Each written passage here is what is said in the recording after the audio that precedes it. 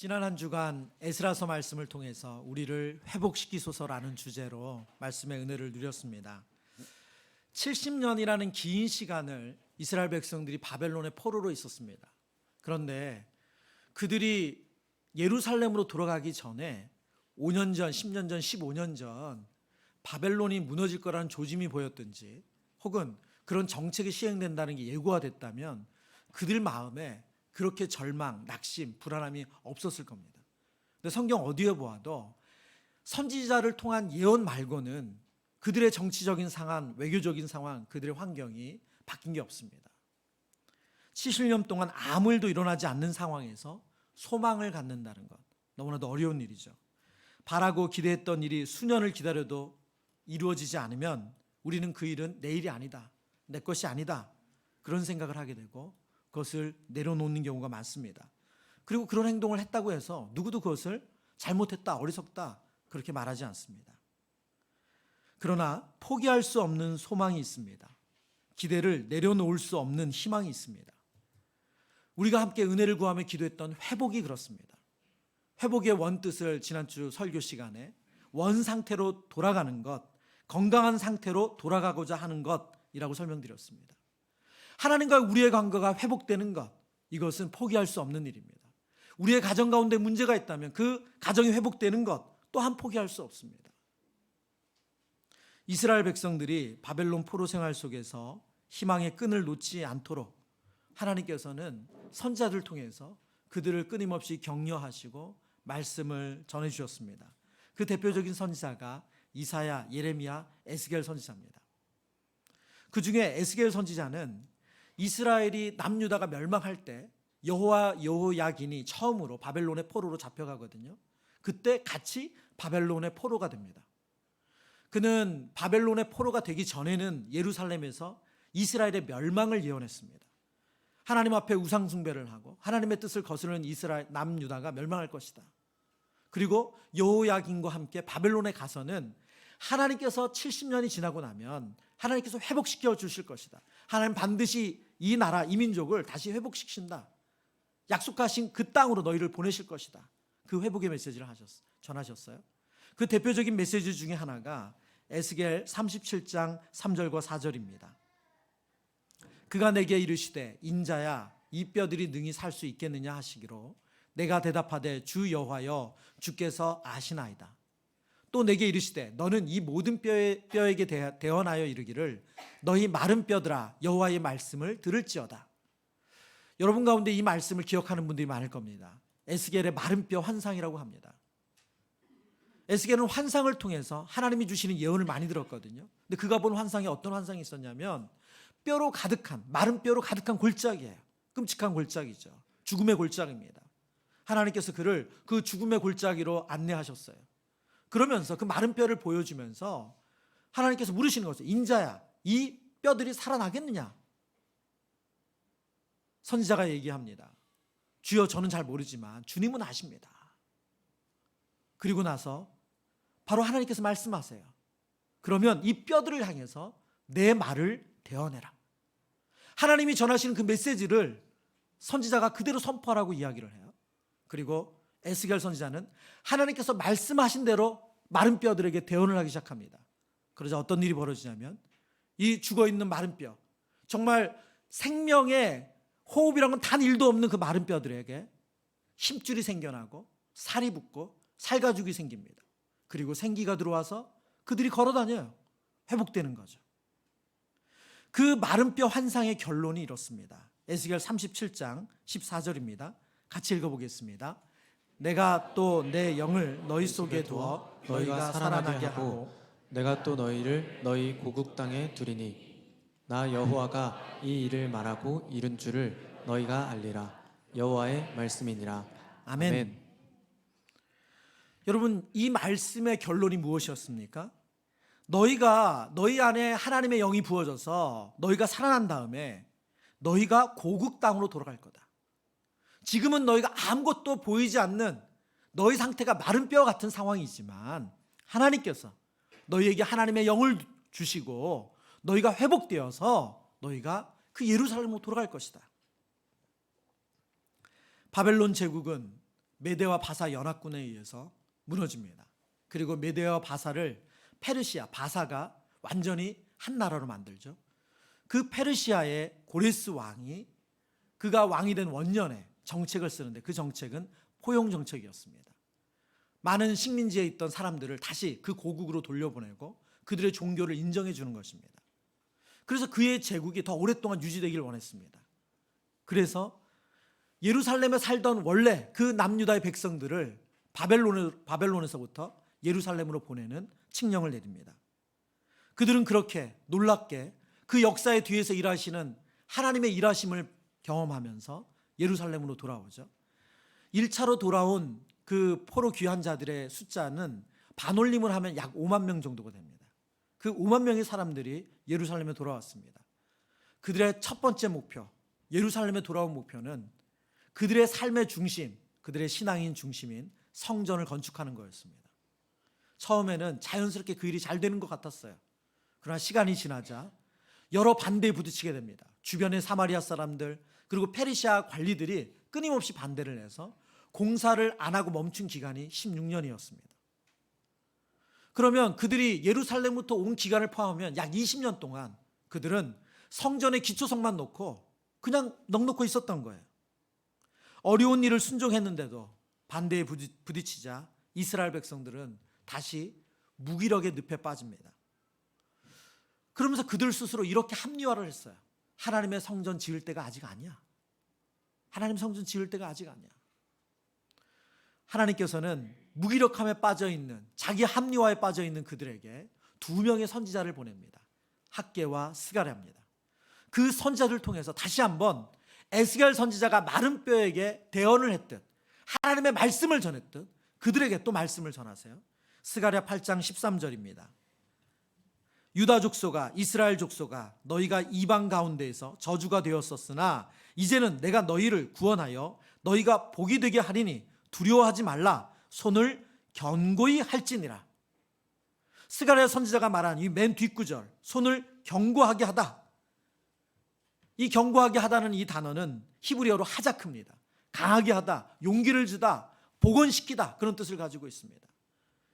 더 이상 마음에 힘이 없어서 이거 안 되는 일이야, 해도 소용없어, 그렇게 주저앉아 있는 이스라엘 백성들에게 스가랴 선지자를 통해서 그렇지 않아, 할 수 있어, 하나님께서 반드시 이루실 거야, 그렇게 마음의 용기를 주셨다는 거예요.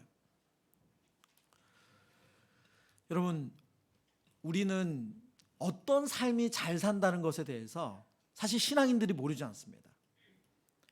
단순히 물질이 많고 세상적인 안정감을 누리는 것을 우리가 잘 산다고 생각하지 않아요. 하나님의 부르심에, 그 부르심의 목적에 맞게 살아가는 것이 성도로서 잘 산다는 것 우리가 잘 알고 있습니다. 아무리 어렵고 힘겨워도 하나님께서 우리에게 이 땅에 주신, 우리에게 주신 그 목적에 맞게, 부르심에 맞게 살 때, 아, 그것이 정말 잘 사는 거지, 그것을 우리가 알고 있습니다. 목적을 이끄는 삶을 쓰신 리고렌 목사님이 그의 책에서 이렇게 글을 남겼어요. 삶의 목적이란 우리의 개인의 성취감, 마음의 평안과 행복감 이상의 것이며 가족과 직업, 그리고 우리의 가장 큰 꿈과 야망보다도 훨씬 더 큰 것이다. 우리가 이 땅에 살고 있는 이유를 알고 싶다면 모든 생각은 하나님으로부터 시작되어야 한다. 왜냐하면 우리는 그분의 목적에 의해서, 그분의 목적을 위해서 창조되었기 때문이다. 여러분, 우리의 삶의 목적을 바로 알려면 우리는 하나님께서 우리를 어떻게 만드시고 지으셨는지 하나님으로부터 출발해야지만 우리가 하나님께서 우리를 만드신 목적과 그 부르심을 제대로 알 수 있다는 거예요. 그래서 삶의 중심에 우리 자신을 놓으면 내가 잘 사는 건지 못 사는 건지 알 수가 없어요. 그러나 삶의 중심에 하나님이 계시면 내가 진짜로 잘 살고 있는 건지 아니면 다른 길로 가는지를 알 수 있다는 겁니다. 그래서 특세 기간에 이 내용을 전하면서 이게 목적을 이끄는 삶 40일이라는 책에 있는 내용이잖아요. 이 책의 첫 설명의 문장이 It's not about you라고 말씀드렸어요. It's not about you. 문제는 내가 아니다. 문제는 내가 아니다. 내가 중요한 게 아니고 누가 중요한 거예요? 하나님이 중요하신 거예요. 나의 주인 되신 하나님, 그 하나님이 나를 어떻게 사용하시냐가 중요한 거지 내가 얼마나 애를 쓰느냐가 핵심이 아니라는 거예요. 근데 제가 이 새벽에 이 설교를 하다가 얼마나 이 비몽사몽이겠어요. 그러니 제가 중간에 낫을 자꾸 빼먹었다는 거예요. It's not about you 해야 되는데 It's about you, it's about you 그러니까 집에 들어가서 얼마나 꾸중을 들었는지 몰라요. 영어를 못하면 하질 말지. 여러분, 바벨론에서 돌아온 사람들, 이들이 정말 다시 용기를 낼 수 없는 그때 에스겔의 환상처럼 하나님께서는 학개와 스가랴를 통해서 마른 뼈 같은 그들에게 하나님의 말씀을 전해주셨어요. 그러자 그들의 영혼이 살아납니다. 에스라 6장 14절이에요. 우리 소리내서 읽어보겠습니다. 유다 사람의 장로들이 선지자 학개와 이도의 손자 스가랴의 권면을 따랐으므로 성전 건축하는 일이 형통한지라. 이스라엘 하나님의 명령과 바사왕 고레스와 다리오와 아닥사스다의 조서를 따라 성전을 건축하며 일을 끝내되. 아멘. 여러분, 강조한 표현이 있죠. 학개와 이도의 손자 스가랴의 권면을 따랐으므로. 이 권면을 따르다는 말은 말씀, 예언, 선자의 가르침이란 단어와 똑같은 단어입니다. 지금 학개 선자가 스가랴 선자가 전한 그 말씀에 그들이 순종했다는 거예요. 그러니까 어떻게 됐습니까? 성전 건축하는 일이 형통했대요. 그리고 이스라엘 하나님의 명령과 바사왕 고레스와 다리오와 아닥사스다의 조서를 따라 성전을 건축함에 일을 끝내대. 여러분, 6장에서 성전 건축이 끝났어요. 저는 말씀을 묵상하면서 너무 싱겁다. 그 앞에는 그렇게 어렵다가 아니 이렇게 결론은 이렇게 쉽게 날 수가 있나? 그러나 여러분, 하나님께서 우리 가운데 일하시는 일들을 보면 정말 우리가 마음 졸이고 애쓰고 될 건가 했던 그 생각을 생각하면 하나님이 하시면 언제 그러냐 싶게 돼요. 우리가 하려고 하면 어거지를 쓰고 너무나도 복잡한 일들이지만 이것이 하나님의 방법이고 하나님의 때가 되면 언제 그러냐 싶게 그리 돼요. 오늘 우리가 읽었던 본문의 내용은 바로 이 성전이 건축되고 나서 60년 정도 시간이 흐른 다음의 이야기입니다. 그러니까 1차로 돌아왔던 사람들이 성전 건축을 끝냈어요. 그리고 이제 시간이 한 60년 정도 흘렀습니다. 그리고 두 번째, 바벨론에 살고 있는 유다 백성들이 다시 예루살렘으로 돌아오는 프로젝트를 시작합니다. 그걸 2차 포로 귀환이라고 하거든요. 그 리더가 에스라예요. 근데 제가 이 말씀을 묵상하면서 그런 생각을 했습니다. 여러분, 성전이 건축이 됐어요. 그러면 이제 어느 정도 기반이 완전히 없질 않잖아요. 그럼 이스라엘 백성들 마음에 늘 예루살렘을 그리워하며 살았는데 시편에도 보면 그들이 바벨론 강가에서 그들의 그 악기를 걸어놓고 눈물로 노래를 불렀다는 얘기를 하는데 그들의 그 본토, 그들의 고향, 그들의 예배 처소가 있는 그곳 얼마나 가고 싶었겠어요. 근데 성경을 보면 놀라운 것은 에스라 8장에 그 명단이 쭉 나오는데 그 명단의 숫자를 보면 5,000명이 조금 더 넘었습니다. 제가 첫 번째 귀환했던 숫자가 몇 명이라고 말씀드렸죠? 훌륭하십니다. 그걸 어떻게 기억하세요? 약 5만 명쯤 되세요. 반올림하면 5만 명입니다. 10분의 1이죠. 여러분, 이 에스라서 8장에 나와 있는 귀한 명단을 연구해 보면 두 가지의 중요한 우리 영적인 진리를 깨닫게 돼요. 첫 번째는 우리의 이상과 현실은 늘 거리가 있다는 거예요. 앞서 말씀드린 것처럼 1차 포로 귀환 때 5만 명에 가까운 사람들이 귀환을 했는데 2차 때는 고작 5천 명 정도예요. 그 10분의 1로 줄었습니다. 그도 그럴 것이 이제 바벨론에서 그들이 산 시간을 더해보면 바벨론 포로가 딱 시작된 시점부터 이 포로 귀환이 시작된 시점까지의 시간을 계산해 보면 약 150년이에요. 세대가 얼마나 많이 흘렀습니까? 분명히 그들의 부모 세대, 할아버지 세대로부터 그들이 유대인이고 그들이 유다 사람이고 그리고 그들의 고향은 예루살렘이고 예루살렘 성전이 반드시 회복된다는 메시지를 들었고 그 땅에서 가서 사는 것이 우리의 공동체의 정체성이다 수없이 들었을 거예요. 그리고 그들이 얼마나 많이 말했겠습니까? 그런데 실상 그렇게 이상적인 많은 말을 하지만 거기에 순종해서 따라간 사람들은 10분의 1밖에 안 된다는 거예요. 여러분, 저와 여러분의 삶도 비슷하지 않습니까? 저희가 이상적인 얘기 참 많이 할 수 있어요. 가정 안에서든 직장에서든 교회에서든 정말 이상적인 얘기 많이 할 수 있습니다. 그러나 내가 그렇게 사는 것은 다른 문제예요. 두 번째는요, 이 두 번째 귀환한 명단이 이제 가문들 중심이잖아요. 이 이름들을 다 조사해 보니까 거기서 무엇을 발견하게 됐냐면, 두 번째 귀환한 사람들의 대다수가 1차로 귀환했던 사람들의 가문에 속한다는 거예요. 바벨론의 포로가 됐던 사람들의 숫자, 그래서 다 디아스포라 유대인으로 퍼졌던 숫자를 적게 잡으면 200만 명이고 많이 잡으면 300명까지 추정합니다. 그거는 뭐 그때 당시로 인구 통계 자체가 좀 불가능하기 때문에, 그러나 이제 이런 추정을 하고 있어요. 여러분, 그걸 생각해 본다면 이 5천이라는 숫자는 정말 많은 숫자가 아니죠. 그런데 이 5천 명 안에 대다수가 1차 포로 귀환 때 왔던 가문의 가족들이라는 거예요. 무엇을 알려줄까요? 믿음은, 신앙은 말로 전수되는 것이 아니라 그 삶의 순종으로 전수된다는 거예요. 할아버지가 60년 전에, 60년 전이 아니죠. 이거 떨어진 기간 다 계산해보면 80년 전이에요. 80년 전에 예루살렘으로 가셨어. 너희 아버지가 예루살렘으로 가셨어.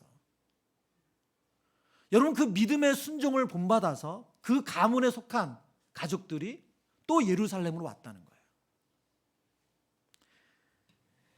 간혹 우리 성도님들을 신방해 보면 기도하는 어머니, 기도하는 아버지를 둔 정말 신앙의 본을 보이신 부모님을 둔 부모님들이 있습니다. 근데 이제 그분들이 연세가 많아지셔서 새벽 기도도 못 나가시고 예배도 힘드신 상황이 되거나, 혹은 또 소천하세요. 그러면 늘 어머니가 새벽에 기도하는 그 소리를 듣고 깨고, 그리고 부모님이 새벽 기도 갔다 와서 그 찬송으로 자녀를 위해서 머리에 손을 대고 또 몸에 손을 대고 기도하던 그 경험이 있던 자녀들은 다 본인들이 이제 기도의 자리, 본인들이 이제 은혜 받는 자리, 본인들이 이제 하나님 앞에 순종의 자리로 나아가야 되겠다는 그런 다짐을 합니다. 제가 그렇게 다짐하고 그렇게 또 하려고 하는 성도님들을 자주 뵀어요. 영적으로 우리나라가 신앙 절벽이라고 합니다. 이제는 뭐 우리 아이들의 숫자가 줄고 있다는 통계는 우리에게 충격적이지도 않아요. 곧 언제 정말 주일학교가 사라져도 이상하지 않은 그런 상황에 우리가 놓여 있어요. 근데 여러분, 오늘 저는 이 두 번째로 귀환한 이 명단을 보면서 소망이 생기더라고요. 저와 여러분이 말이 아닌 삶의 순종을 보인다면, 끊임없이 아이들이 잔소리처럼 이야기하는 것이 아니라 믿음으로 그 본을 보인다면, 그들의 안정되어 있는 그 삶의 터전을 버리고 예루살렘으로 순종해서 오는 그 다음 세대가 생겨난 것처럼 저에게도 동일한 은혜가 있을 줄 믿습니다. 여러분, 아무리 세상이 악하고 예수 믿기 힘들고 그런 수많은 어떤 분석과 이야기를 할 수 있어요. 그러나 그 모든 것을 뛰어넘는 게 오늘 본문의 내용이에요. 이제 그렇게 2차로 바벨론에서 돌아온 그 사람들이 하나님 앞에 어떤 모습을 오늘 보이는지를 성경을 통해서 우리에게 아주 좋은 영적인 모습을 보여주고 있거든요. 그 두 가지를 나누기를 원합니다. 첫 번째는, 두 번째로 돌아온 사람들은 첫째, 모든 것은 기도에서 시작한다는 걸 보여준다는 거예요. 21절의 말씀입니다. 함께 읽겠습니다. 그때 내가 아와 강가에서 금식을 선포하고 우리 하나님 앞에서 스스로 겸비하여 우리와 우리 어린아이와 모든 소유를 위하여 평탄한 길을 그에게 간구하였으니. 아멘. 그때 내가 아와 강가, 이 아와 강가는 바벨론 강가입니다. 그러니까 이제 5천 명의 예루살렘 복귀하는 그 사람들이 다 꾸려졌어요. 그들이 출발하기 전에 지금 금식을 선포하고 거기서 기도를 했대요. 우리로 말하면 특별한 기도회를 갖는 거죠. 그걸 특별 기도를 갖습니다. 금식이라는 의미를 오늘 본문에서 설명을 해줘요. 21절 한 번만 더 보여주시겠어요? 21절 보세요. 금식을 선포하고 우리 하나님 앞에서 뭐 했다고요? 스스로 겸비하는 것. 여러분, 금식한다는 것은 무슨 뜻이냐면 하나님 앞에 우리 자신을 낮추는 거예요. 겸손해지는 거예요. 금식이라는 말, 이 단어 자체는 오나라는 히브리어인데요. 이 말은 압박하다, 누르다, 괴롭히다는 의미를 가지고 있습니다. 말하자면 우리가 음식을 먹지 않는다는 건 육체적인 고통을 느낀다는 거잖아요. 배고픔을 느끼는 거죠. 그러니까 스스로 우리를 괴롭히는 거예요. 그러면 왜 이 스스로를 괴롭히는가? 이것은 내가 다른 것에 있는 모든 관심을 끊고 오직 하나님께 집중하기 위해서 그런 겁니다. 여러분, 금식 기도한다는 건 하나님과 떼쓰는 게 아니에요. 그래서 하나님 저 들어주실 때까지 안 먹습니다. 여러분, 이건 금식과 아무 상관이 없는 얘기예요. 금식 기도는 그런 기도가 아니고, 내가 직장 생활, 말하자면 나의 직장 생활, 또 아이 공부, 뭐 이런저런 수많은 일들로부터 오직 하나님만 보겠습니다. 그 마음으로 음식까지 끊고 하나님께만 집중하겠다는 거예요. 또 그 마음은 동시에 나에게는 능력이 없고 하나님만이 능력이시고 하나님만이 지혜라는 것을 표현하는 것입니다.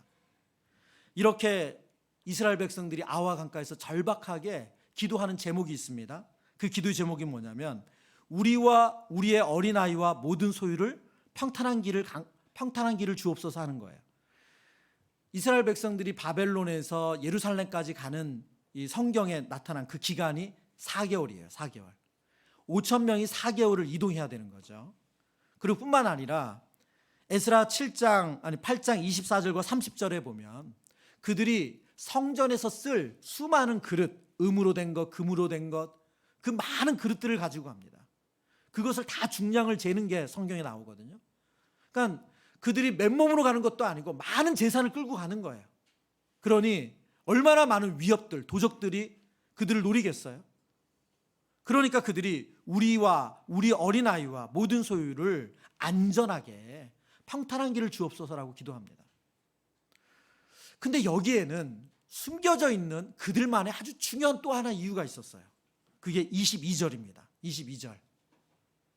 8장 22절. 에스라 8장 22절. 우리 쉬운 성경인데요. 우리 소리내서 읽어봅니다. 나는 왕에게 군대와 기마병을 보내달라는 말을 하기가 부끄러웠습니다. 군대를 보내준다면 길에서 만날지도 모르는 원수들을 물리쳐 이길 수 있겠지만, 우리는 이미 왕에게 누구든지 하나님께 복종하는 사람은 하나님께서 도와주시지만 하나님을 저버리는 사람은 진노를 받게 될 것입니다 라고 말한 적이 있기 때문입니다. 아멘. 여러분, 그들의 숨겨져 있는 비밀이 뭔가요?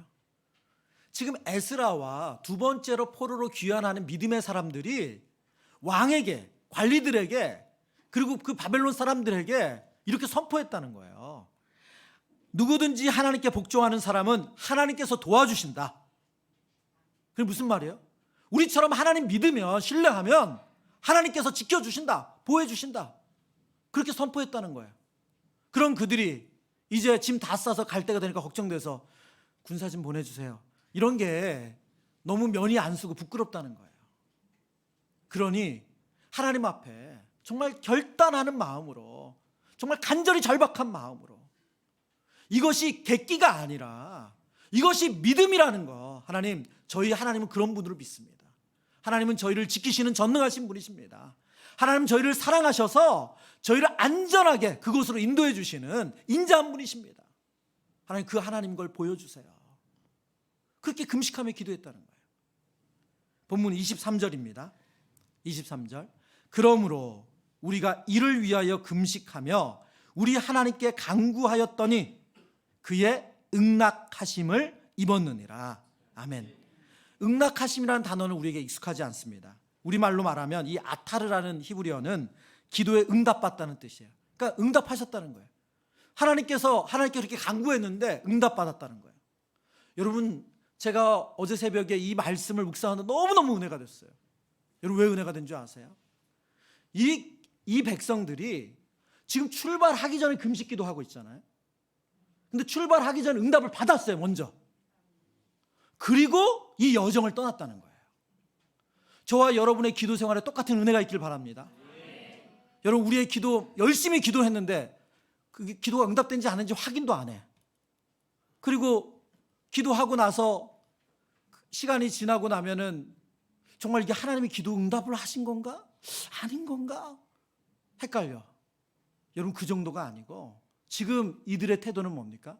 하나님께서 우리의 기도를 들으셨다, 우리의 기도 응답하셨다, 그 확신을 가지고 군대를 요청하지 않고 4개월을 갔다는 거예요. 31절에 그들이 경험한 것을 이렇게 기록하고 있습니다.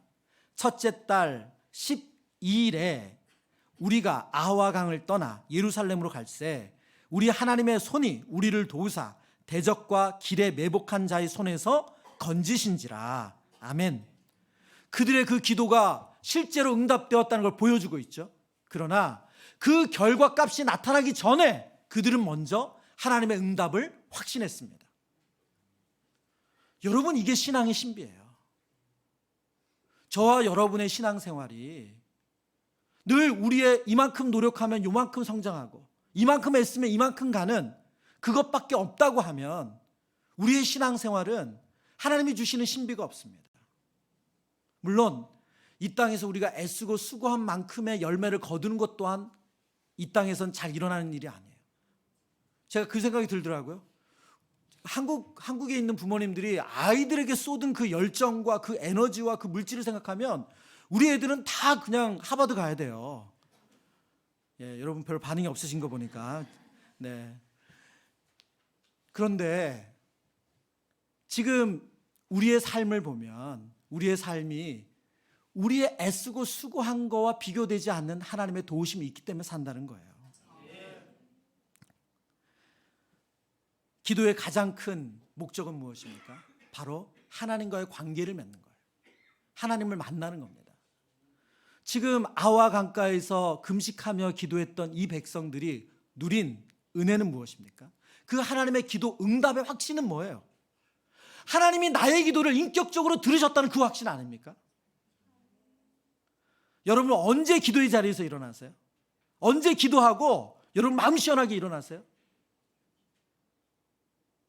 출근 시간이다 이러고 일어나세요? 저와 여러분의 기도 생활에 하나님 내 마음을 아시는구나, 내 기도를 들으셨구나, 여러분 그 확신을 갖고 일어나는 은혜가 있기를 축원합니다. 그것이 오늘 이스라엘 백성들이 경험한 기도의 은혜예요. 지난 한 주간 특별 새벽 기도를 통해서 저희가 정말 많은 은혜를 누렸습니다. 그리고 많은 성도님들이 새벽을 깨워서 기도하는 자리에 나오셨어요. 그래서 저는 이 은혜가 저희가 무슨 여름날의 폭죽처럼 반짝 한번 하고 지나가는 게 아니라 계속해서 기도의 은혜로 이어지길 원합니다. 그래서 내일부터 새벽 기도를 시작하려고 해요. 일세. 예. 그래서 새벽 5시 20분부터 우리 목회자들이 새벽 기도를 인도를 할 거예요. 여러분 마음껏 오셔서 기도하세요. 예. 특별히 이 특세 기간에 저에게 목사님 한 주가 너무 짧아요. 2주 했으면 좋겠어요. 그러신 분들 꼭 나오시길 바랍니다. 그분들이 강한 동기가 되었습니다. 네. 그래서 여러분 정말 기도하는 자리 가셔서 아마 새벽 기도 나오신 분들은 알 거예요. 가정에서도 기도할 수 있습니다. 그러나 굳이 교회까지 나와서 기도하는 것은 또 이곳에 모여서 기도할 때 주신 특별한 은혜가 있기 때문이에요. 예. 여러분이 만약 집이 멀고 또 그 부분이 물리적으로 어려우면 당연히 가정에서 기도하셔도 됩니다. 이거를 율법적으로 받으실 게 아니에요. 제가 교육자들에게도 그랬어요. 교육자니까 목사니까 전사님이니까 그렇게 나오시는 그렇게 생각하면 기도에 어떻게 은혜가 되겠어요. 예, 그게 아니고 하나님과의 만남에 대한 기대감을 가지고 그 사모함을 가지고 내가 조금만 더 애쓰면 되는데 하는 그 마음으로 나오시길 바랍니다. 예, 그래서 형편이 되는 것 나오셔서 기도하시고 정말 이 은혜를 누리셨으면 좋겠어요. 여러분 너무 멋지지 않습니까? 그러므로 우리가 이를 위하여 금식하며 우리 하나님께 간구하였더니 그의 응답하심을 입었느니라. 여러분 기도하고 나서 응답을 받고 움직이는, 여러분 우리는 기도 언제 응답되나, 그리고 기도 응답된 건가 안 된 건가, 늘 이런 애매한 기도만 하기 때문에 우리의 기도에 대한 게 힘이 없는 거 아니에요? 저와 여러분의 기도 가운데 이 은혜가 있기를 바랍니다. 이제 내일부터 하는 새벽 기도는 그러나 특세와는 완전히 다릅니다. 특세는 우리 세션 팀도 있고 인도자도 있고 또 자막도 있고 안내도 있고 뭐 물도 주고 그러지만 내일부터 오시는 새벽 기도는 오직 주님과 우리밖에 없습니다. 예, 그래서 사도신경하고 찬송가 한 곡 같이 또 찬양하고 그리고 매일 성경 가지고 한 10분 정도, 10분, 15분 말씀을 나누고, 그리고 여러분에게 드리는 우리 공동의 기도 제목, 그리고 또 개인의 기도 제목 가지고 충분히 기도하시고 돌아가시면 돼요. 예, 그렇게 은혜 누리시길 바랍니다. 두 번째, 돌아온 사람들이 우리에게 보여주신 영적인 원리는 하나님의 손이 함께 하심을 경험한다는 거예요. 에스라가 등장하는 에스라 7장 이후부터 등장하는 아주 독특한 문장이 있습니다. 그게 바로 하나님의 손이라는 문장이에요. 그 전에는 전혀 안 나와요. 그러나 에스라서 7장, 8장 이 두 장에 걸쳐서 반복돼서 나옵니다. 총 5번이 나오거든요. 7장 9절의 말씀입니다. 첫째 달 초하루에 바벨론에서 길을 떠났고 하나님의 선한 손에 도우심을 입어 다섯째 달 초하루에 예루살렘에 이르니 이제 넉 달이 되는 거예요. 그렇죠? 근데 이 기간 동안 하나님의 선한 손이 그들을 도우셨대요. 7장 28절입니다. 또 나로 왕과 그의 보좌관들 앞과 왕의 권세 있는 모든 방백의 앞에서 은혜를 얻게 하셨도다. 내 하나님 여호와의 손이 내 위에 있으므로 내가 힘을 얻어 이스라엘 중에 우두머리들을 모아 나와 함께 올라오게 하였노라. 하나님의 손이 도우셨죠. 그리고 8장 18절과 오늘 우리가 읽었던 22절의 말씀, 그리고 좀 전에 읽었던 31절의 말씀까지 3번에 걸쳐서 여호와의 손이 에스라와 그 백성들을 도왔다고 말해요. 여러분, 하나님에게 손이 있습니까, 없습니까? 네, 그렇죠. 지혜로우세요. 이렇게 이럴 때 모를 때는 가만히 있으면은 아주 맞습니다. 이거를 신학적으로 신인 동형적 표현이라고 하죠. 예, 하나님은 우리 육체를 가지신 분이 아니기 때문에 왜 손이 그렇게 볼 수 있는 분이 아니죠. 네. 그런데 하나님의 손이라는 표현을 통해서 하나님께서 우리를 어떻게 도우시는지를 표현해 주시는 거예요. 그 손은 능력, 그리고 하나님께서 우리 가운데 임재하심을 보여주는 상징입니다.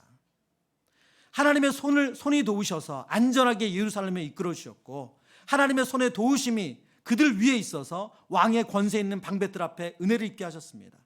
그리고 이 당시 2차 포로 기한에 보면 좀 안타까운 내용이 하나가 나와요. 무슨 내용이냐면 이스라엘 백성들이 다 모였어요. 가기 위해서 짐 싸서 모였어요. 그러니까 말하자면 우리 수련회 가기 전에 패킹 다 해놓고 이제 인원 점검하고 이런 시간이에요. 그런데 인원을 다 점검해 봤는데 꼭 있어야 되는데 없는 사람들이 있는 거예요. 누가 없냐? 레위인이 단 한 사람도 없는 거예요. 성전에 가서 제사를 드리려면 레위인이 있어야 되잖아요. 그런데 놀랍게 그 5,000명 중에 레위인이 단 한 사람도 없었어요. 그래서 그때부터 에스라가 그 방백들, 이스라엘의 지도자들을 불러놓고 기도하며 우리 하나님께서 레위인들 찾을 수 있게 해달라고, 당신들 지금 다시 흩어져서 그 사람들 같이 가자고 요청해라. 이 한 문장이 8장 18절 말씀이 그 내용이에요. 하나님의 손이 도우셔서 레위인들 중에 일부가 그들과 합류해서 같이 그 여정을 떠났어요. 여러분, 하나님의 손이 도우셨다는 것은 우리의 노력이나 우리의 애씀, 우리의 지혜로는 도저히 이해되지 않는 그 일이 일어났다는 겁니다. 이게 하나님의 손이 도우셨다는 거예요. 저와 여러분의 삶 가운데 이런 은혜가 있길 바랍니다. 여러분, 우리의 상황이 힘들어져서 우울해지는 건 너무 자연스럽죠. 근데 그 우울할 만한 상황에 우리가 감사와 기쁨을 누릴 수 있다면 하나님의 손이 임한 거 아니에요? 여러분, 뭔가 새로운 도전을 하기에 지금 상황이 너무 안 좋아. 그래서 어떻게 보면 더 몸을 사려야 될 것 같아. 근데 그 상황을 뛰어넘어서 하나님께서 나를 부르신 목적이 있기 때문에 더 도전할 수 있는 용기가 생긴다면 하나님의 손이 우리에게 있는 거 아닙니까? 여러분, 저와 여러분의 삶 가운데 그 하나님의 손이 임해서 하나님의 능력으로 이거는 내가 하는 게 아니고 좀 하나님께서 풀어주셨구나 할 수 있는 그런 은혜를 누리길 축원합니다. 이것이 우리가 마땅히 누려야 되는 신앙의 신비예요. 제가 특세 기간에 여러 번의 고비가 있었어요. 뭐 어쩔 수 없죠. 잠은 줄이고 수면은 줄고 그리고 말씀을 준비하니까 거의 특세 기간 내내 새벽 1-2시에 출근했거든요. 그리고 나서 그때부터 말씀 다시 다듬고 정리하고 그렇게 하니까 또 뭐 낮에 조금 쉴 수 있는 여백이 있는 날은 괜찮지만 꼭 특세는 꼭 그럴 수 없는 일이 많이 생겨요. 밤늦게까지 신방도 해야 되고 뭐 이런 일이 있더라고요. 그러다 보니까 한순간에 몸이 확 꺾이는 거예요. 말하자면 손이 약해지는 거죠. 기세가 눌리는 거예요. 근데 여러분, 그때마다 너무 놀라운 신비를 경험했어요. 오늘 새벽을 포함해서 하나님의 말씀을 묵상하고 말씀을 알아가면 하나님께서 우리에게 하나님의 손이 임하는 능력을 주세요. 예.